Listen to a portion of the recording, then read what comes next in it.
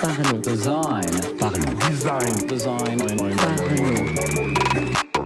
Salut, c'est Romain, bienvenue dans un nouvel épisode du podcast Parlons Design, dans lequel je vais te parler de la veille.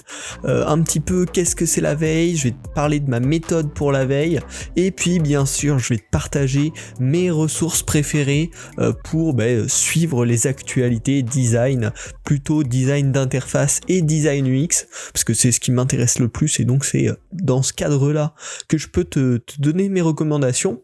Mais donc on va parler un peu de ça, et puis j'espère qu'à la fin de ce podcast, tu auras trouvé quelques astuces, quelques ressources qui te permettront d'améliorer ta veille. Alors la veille déjà tout simplement, qu'est-ce que c'est ? C'est l'activité, on va dire, de suivi des actualités de notre domaine. Donc dans notre cas, le design. Donc ça va être une procédure, on va dire, qu'on va faire régulièrement, probablement tous les jours, pour suivre un petit peu les nouvelles tendances, les nouvelles idées, les nouveaux produits qui sont sortis, voilà, tout ce qui tourne autour de notre travail, du design, pour tout simplement ne pas être perdu, et puis savoir ce qui se fait actuellement au jour d'aujourd'hui autour de nous dans notre domaine. Un des soucis quand on parle de veille, ça va être mon petit coup de gueule du podcast, c'est que des fois j'entends souvent des gens qui confondent la veille avec la glandouille. Je suis désolé, mais c'est vraiment pas pareil. Et la méthode que je vais te proposer, c'est un petit peu d'organiser sa veille, de prévoir la manière dont on va suivre les actus pour éviter que par glissement, on passe d'une veille productive, intéressante, intelligente, utile vraiment à notre quotidien, à une veille qui consomme beaucoup de temps, qui nous apprend pas grand chose et qui nous aide pas vraiment à être au taquet, à être vraiment au courant des dernières actus. Pour ça, la méthode que je te propose, elle est assez simple, c'est de choisir des sources précises que tu vas consulter avec une certaine régularité. Donc ça peut être par exemple tous les jours ou tant de fois par semaine, tant de fois par mois. Et enfin, te mettre une certaine limite pour la consommation de certains contenus. Je parle notamment dans ce cadre-là des réseaux sociaux comme Dribbble, Instagram, Twitter, où on peut vite passer d'une veille un peu productive où on va suivre les dernières actus à y passer 1 heure par jour à regarder des vidéos de chats. Ça peut être dommage, et du coup je vais te proposer quelques astuces par rapport à ça pour cadrer un petit peu cette veille et la rendre vraiment productive, efficace, même si ça ne t'empêche pas après de passer du temps sur les réseaux sociaux tranquille à regarder des trucs qui n'ont rien à voir. Mais ce qu'on appelle la veille, ce que tu vas faire au quotidien, ce que tu vas t'obliger à faire même les jours où tu as un peu la flemme et le reste du temps tu vas le faire par plaisir, on va faire ce qu'il faut pour que ce soit bien efficace, bien utile. Donc, je vais te présenter ma méthode, qu'est-ce que je fais moi régulièrement pour me tenir aux actus, pour me tenir au courant. Déjà, chaque jour, j'ai une petite routine par rapport à ma veille. La première, c'est que je vais lire 1 à 2 articles sur Medium par rapport à certaines sources qualifiées que j'aime bien, qui publient du bon contenu. Et donc, je me force à lire ces 2 articles par jour, ça me prend environ 10 à 15 minutes. J'essaye de les lire en anglais pour travailler mon anglais au passage. Donc voilà, là, je fais vraiment d'une pierre deux coups. Cette partie lecture des articles sur Medium, qui est donc une plateforme de blog plus ou moins, avec beaucoup de contenu autour du design, de la tech, ça va me permettre donc de travailler mon anglais comme je viens de le dire, mais également notamment de découvrir, de travailler, de réfléchir à des concepts.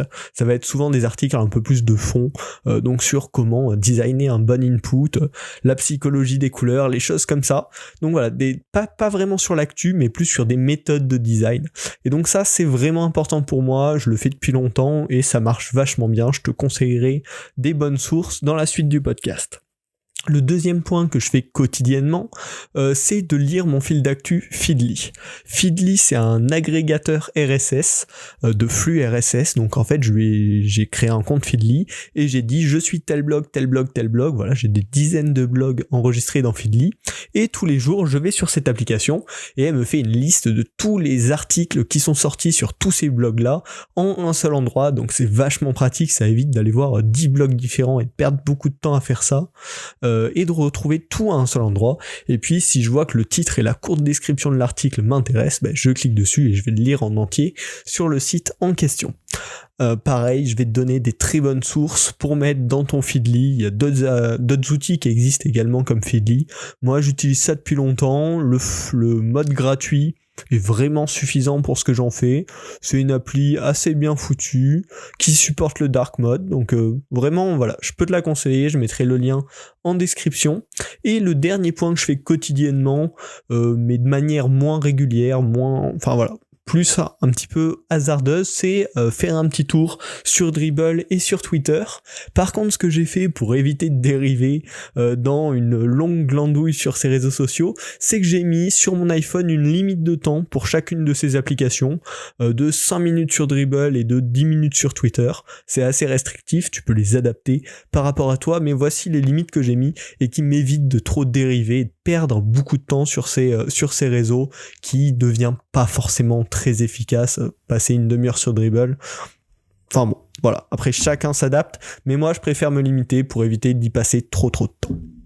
Et ensuite, la deuxième partie de ma routine, c'est quelque chose que je fais 2 fois par semaine, le mercredi et le dimanche en général, c'est que je vais consulter le site Awards, donc qui récompense les plus jolis sites globalement. Donc à chaque fois, mercredi, dimanche, je vais sur Awards, je regarde les derniers Awards of the Day, donc les sites qui ont été récompensés des derniers jours, plus je regarde 3-4 des nominés pour les prochains jours. J'analyse un petit peu, voilà, je prends le temps de bien regarder le site, comment ça fonctionne, qu'est-ce qui est sympa, qu'est-ce qui est pas cool. Et également, je vais sur Site Inspire, un très bon site avec des sites pas uniquement jolis, mais qui souvent ont un intérêt un petit peu plus profond que le style, et je regarde 2-3 sites depuis Site Inspire. Donc voilà, ça me fait ma dose d'inspiration et d'actu en général au quotidien et chaque semaine avec Awards et Site Inspire. Ça me permet de faire une veille qui me semble assez efficace. En général, j'arrive à voir tous les petits points intéressants chaque semaine.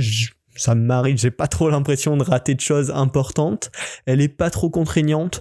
Ça me prend assez peu de temps chaque jour et puis je peux l'étaler au long de la journée. Un petit peu de lecture de mon fil Feedly le matin, un petit article le midi.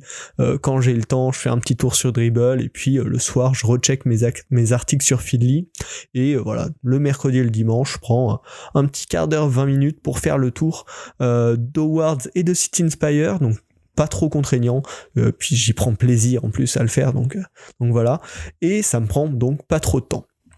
Par contre, bien sûr, dans ce processus, il va y avoir quelque chose qui est très important, c'est les sources que vous mettez dans votre Feedly et les sources que vous exploitez sur Medium, parce que bien sûr, la qualité de ces sources-là va un petit peu définir la qualité de votre veille derrière.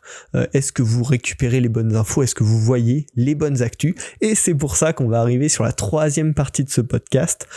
Quelles sont mes ressources préférées pour le design UI UX? Lesquelles est-ce que je peux vous conseiller? Donc premièrement sur la plateforme Medium, plateforme super pratique, app nickel, je vous la conseille vraiment. J'ai 3 sources à vous proposer. La première c'est UX Collective, il y a des articles qui sont publiés dedans qui sont d'excellente qualité. Le souci c'est qu'il faut souvent un compte premium pour pouvoir y accéder. Il y a des petits hacks pour pouvoir accéder aux articles premium sans payer, mais bon c'est galère, c'est pas pratique. Mais bon, UX Collective, très bonne ressource. Également, je vais vous conseiller UX Planet, pareil, des bons articles, et ceux-là sont 100% gratuits en permanence, donc vraiment, vraiment top du coup pour le coup. Et la 3e ressource c'est Thinking Design by Adobe, de nombreux articles qui sont gratuits et qui sont de bonne qualité, qui sont vraiment intéressants. Je vous mettrai les liens de ces 3 groupes de publication Medium dans la description du podcast. C'est des ressources en lesquelles vous pouvez avoir confiance et qui vous apporteront de pas mal d'idées nouvelles au quotidien.